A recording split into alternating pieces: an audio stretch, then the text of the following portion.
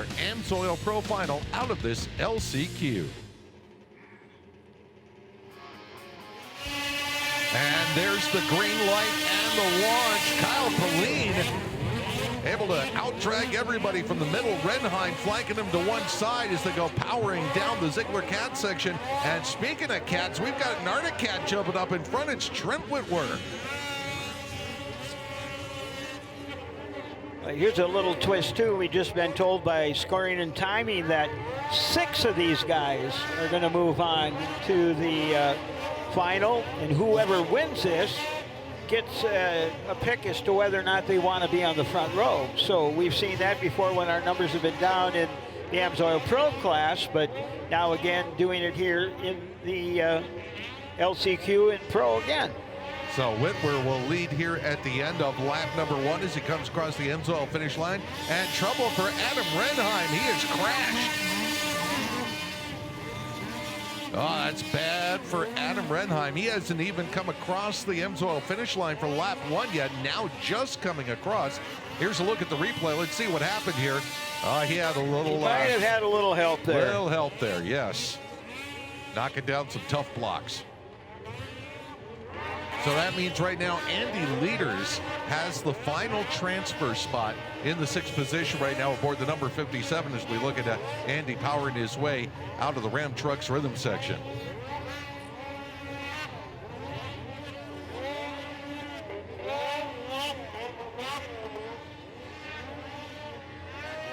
Andy out of Wausau, Wisconsin, racing for Team Lavallee, Polaris, Walker Evans. Kyle Pauline, teammates. Lavallee Red Bull Polaris there in 2nd. Looking up the track here at Trent Whitwer. Remember, Whitwer, if he wins this, has a choice whether he wants to go in the front row or have first choice in the 2nd row. And you better believe that Kyle Pauline is going to be charging hard. Normally you would say, well, you're in a transfer spot. Why push it? Why risk it? Right. But to have that option, to have that choice, that means a lot. So Pauline's going to be hard on the hammer here to try to catch Trent in this LCQ. You know, and with this starting line and starting area, I would for sure want to go up into the front row. I mean, it's long. You know, if you've got your sledge set up right so you get a good hole shot in that, anything's possible as far as putting you out front. We've seen more than one driver come from the LCQ to go on and take a win. Meanwhile, Oscar Norm sitting in the 3rd spot. Cole Coutu is back in the 4th position. Travis Muller sitting back in the 5th spot.